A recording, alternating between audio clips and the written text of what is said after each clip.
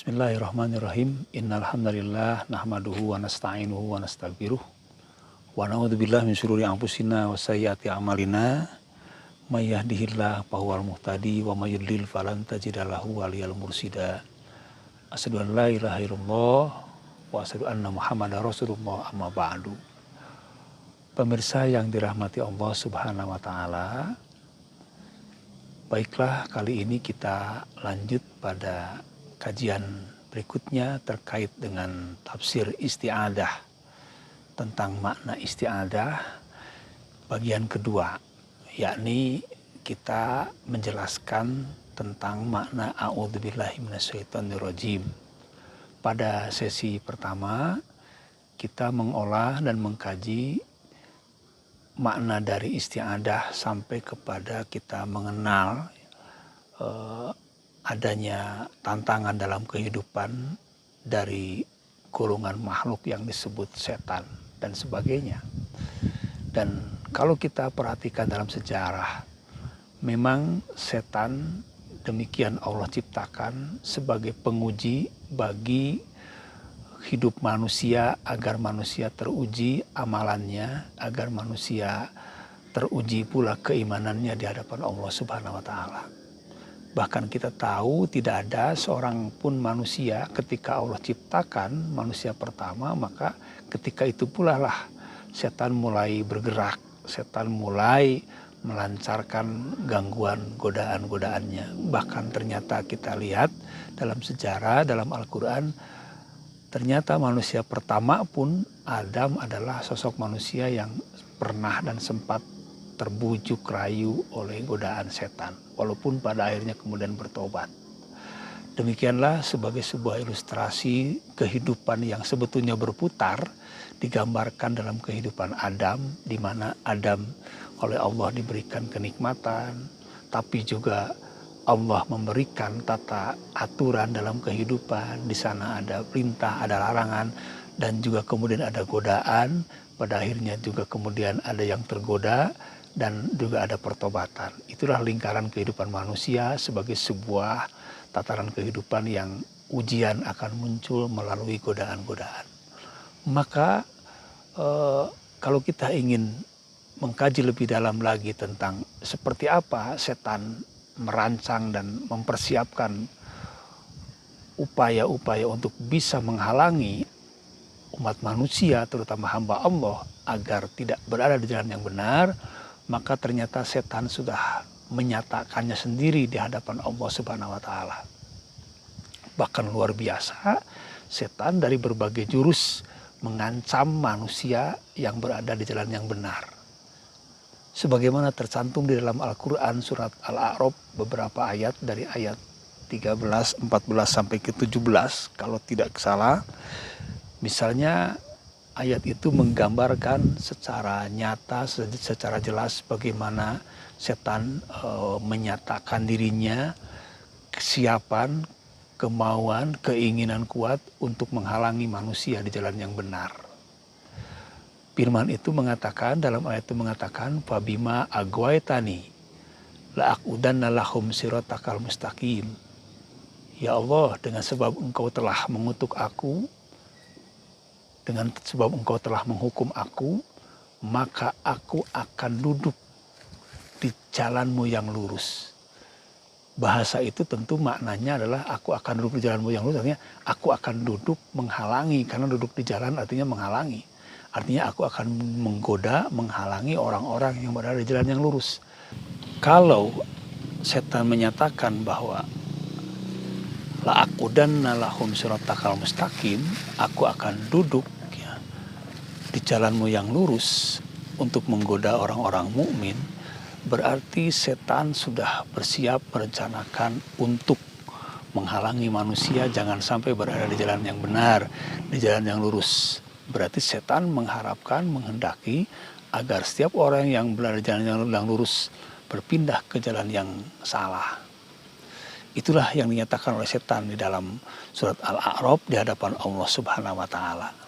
Lalu apakah hanya sebatas itu setan menyatakan? Ternyata setan merinci apa yang direncanakan oleh mereka untuk menggoda manusia dari berbagai arah. Sumala atiyannahum mim baini aidihim, kata setan.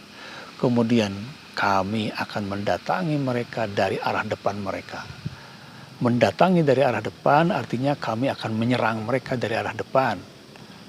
Bahkan selain itu juga setan kemudian menyatakan, menjelaskan, wa min khalfihim, dari arah belakang, wa an aimanihim wa an samailihim, bahkan dari arah kanan dan dari arah kiri.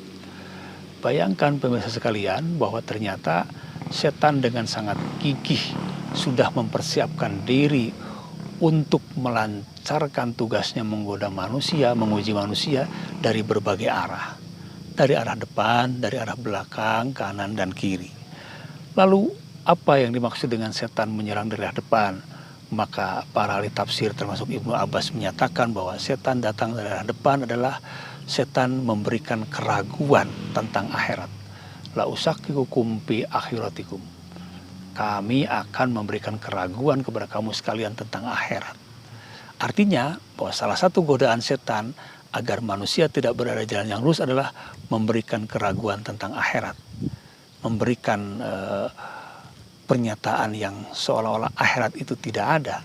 Maka ketika setan berhasil memberikan keraguan, ketidakyakinan tentang akhirat, maka siapapun manusia, siapapun orangnya tentu tidak akan mau untuk beramal, beribadah, apalagi kemudian untuk berbuat sesuatu yang dia yakini akan berakibat di akhirat. Oleh karena itu, satu di antara sekian banyak serangan setan yang pertama adalah meragukan tentang akhirat. Artinya manusia akan terus dihinggapi dengan penyakit-penyakit dunia dan dia tidak berpikir lagi tentang masa depan, tidak berpikir lagi tentang tanggung jawab yang akan datang dihadapinya. Selanjutnya juga setan menyatakan bahwa wa min khalfihim, kami akan menyerang juga dari belakang mereka. Apa yang dimaksud dengan menyerang dari bagian belakang? Maka setan akan menggoda manusia dari bagian belakang. Artinya bahwa setan akan terus menggoda dengan hal-hal yang bersifat duniawi. Setan menggoda dengan hal yang bersifat duniawi, artinya setan akan melalaikan manusia dengan yang sifatnya keduniaan. Karena dunia itu hanya dua kemungkinan. Dunia berada di belakang karena dunia adalah ditinggalkan. Dunia artinya segala kehidupan dunia, bisa saja materi atau bisa saja keluarga. Karena semuanya itu Al-Quran juga menyatakan bahwa kadang-kadang harta, anak, dan saudara itu akan menjadi penggoda, menjadi musuh buat kita, untuk kita bisa berbuat untuk masa-masa yang akan datang. Maka setan mengolah kehidupan manusia dengan hanya khusus memperhatikan dengan apa yang dia lihat, dengan apa yang dia pegang, yakni persoalan-persoalan duniawi. Kemudian selanjutnya setan menyerang juga dari arah kiri. Setan menyerang dari arah kiri, tentu saja maknanya adalah setan akan menghiasi kehidupan manusia dengan berbagai bentuk kemaksiatan, dengan berbagai bentuk dosa, sehingga manusia kemudian tergoda dengan berbuat maksiat. Dan dunia ini seringkali disebut dengan dunia kiri, dunia yang manusia sebetulnya secara sadar mengetahui bahwa itu adalah perbuatan salah, perbuatan dosa. Maka setan bermain di wilayah itu dengan memberikan bumbu-bumbu manis dalam setiap bentuk kemaksiatan yang dilakukan oleh manusia, seolah-olah itu adalah sesuatu hal yang nikmat, sesuatu hal yang membahagiakan. Kita lihat bagaimana perilaku manusia yang maksiat, sebetulnya mereka adalah anak buah setan. Mereka adalah orang-orang yang sudah kemasukan setan, karena mereka sudah bergelimang dengan dosa dan mereka tanpa sadar sudah berada dalam lingkup godaan setan. Dan yang terakhir, setan menyatakan bahwa kami juga akan datang dari arah kanan, wa an aimanihim. Tentu saja maknanya sebagaimana para ahli tafsir mengatakan bahwa setan akan menghiasi dosa manusia dari arah kanan, artinya dengan amalan-amalan yang sepertinya baik. Usabihuhum bi amri dinihum. Urusan-urusan agama, urusan-urusan amalan ibadah, ternyata setan tidak berhenti untuk menggoda. Oleh karena itu, kenapa kita sering mendengar istilah-istilah yang berlaku dalam perbuatan baik tapi membahayakan dan mencelakakan, misalnya riya. Riya tentu adalah amalan-amalan yang jelek tapi menghiasi amalan yang baik. Riya itu artinya amalan-amalan yang ingin mendapatkan perhatian orang, ingin mendapatkan pujian dari orang. Dan tentu saja amalan itulah amalan yang baik. Tidak ada ria dalam amalan yang jelek. Maka kalau kita pahami dari apa yang tadi disampaikan dalam Al-Quran sebagai pernyataan setan, berarti sebetulnya itu pun bagian dari wilayah godaan setan. Setan datang dari arah kanan, artinya setan dengan secara tidak langsung menghiasi perbuatan baik manusia, tapi dalam bentuk mengotori dengan dosa-dosa. Di sana ada ria. Kemudian juga kita mengenal ibadah syirik. Syirik artinya mensekutukan Allah, menyekutukan Tuhan. Maka kita tahu bahwa bagi orang-orang yang berlaku syirik tentu tidak merasa sebagai perbuatan syirik, bahkan sedang merasa berbuat ibadah. Maka penyakit-penyakit itu sebetulnya adalah penyakit-penyakit yang diakibatkan oleh adanya godaan setan. Atau yang terakhir juga, setan menghiasi perbuatan baik adalah perbuatan-perbuatan yang ketika diperbuat oleh manusia, maka setan akan selamat untuk menggodanya karena manusia merasa sedang tidak berbuat jahat. Muncul yang disebut dengan syirik, muncul yang disebut dengan ria atau apapun namanya, hal-hal perbuatan-perbuatan yang bisa merusak amal yang baik. Termasuk juga kalau kita kembali kepada bahasan awal tentang istiadah, membaca Al-Quran pun adalah perbuatan baik, ternyata tidak lepas daripada godaan setan. Rasulullah SAW pernah menggambarkan, mengilustrasikan bagaimana di akhirat kelak nanti ada orang yang sudah merasa akan mendapatkan pahala besar, pahala banyak di sisi Allah Subhanahu wa taala, tapi kemudian Allah membohongkan karena ternyata di balik amalan baiknya itu tersimpan niat jelek, tersimpan keinginan yang tidak baik. Salah satu di antaranya yang disebut oleh Rasulullah adalah akan ada orang yang nanti pandai membaca Al-Quran, lihai melantunkan ayat Al-Quran, tapi kemudian dibohongkan oleh Allah. Kenapa? Karena dia ingin disebut qari, li'an yukola qari, atau li'an yukola aliman, karena dia ingin disebut sebagai orang yang berilmu. Nah, sifat ria inilah yang tanpa sadar menggiring dia seolah-olah dia sedang berada pada berbuat baik dan akan mendapatkan hasil yang terbaik, tapi kemudian dibohongkan oleh Allah.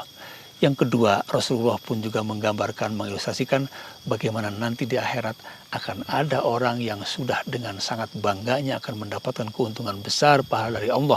Siapa mereka? Mereka adalah orang yang rajin bersedekah, rajin berinfak, tapi kemudian dibohongkan oleh Allah. Kenapa? Karena Allah menyatakan dia berinfak, bersedekah bukan ingin berbuat baik, bukan ingin beribadah, tapi li'an yukola jawadan, karena dia ingin dikatakan sebagai orang dermawan, sebagai orang yang punya rasa kasihan yang tinggi, tapi hanya sebatas ingin mendapatkan pujian dari manusia. Pemirsa yang dirahmati Allah Subhanahu wa taala, itulah gambaran-gambaran di dalam Al-Quran yang menjelaskan tentang bagaimana setan dengan sangat punya keinginan yang kuat untuk menghalangi manusia dari berbagai arah sampai pada perbuatan baik sekalipun. Oleh karena itu, maka niatanlah ketika kita membaca Al-Quran, mempelajari Al-Quran dengan beristiadah kepada Allah Subhanahu wa taala, jangan sampai kita mempelajari Al-Quran malah justru bukan berakibat bertambah keimanan, tapi justru malah kita bertambah dosa dan bertambah durhaka karena akan ada hal-hal yang mengiring kepada dosa, yakni godaan setan dari arah kanan. Demikianlah pemirsa yang dirahmati Allah sekalian, bahwa kaitan dengan tafsir istiadah pada sesi kedua ini mudah-mudahan memberikan tadkiruh, gambaran kepada kita semua agar kita lebih bersiap dan berhati-hati dan tidak lupa untuk meminta perlindungan kepada Allah Subhanahu wa taala, karena masih ada ruang kosong di selain arah-arah yang tadi, depan, belakang, kanan dan kiri, yaitu atas dan bawah. Atas, ke arah atas kita berdoa kepada Allah, dan ke langit kita berdoa, sedangkan ke bumi kita bersujud. Itulah satu-satunya di antara solusi yang bisa kita lakukan untuk menghindari jebakan dan godaan setan. Aqulu qouli hadza fastaghfirullah li wa lakum. Wassalamualaikum warahmatullahi wabarakatuh.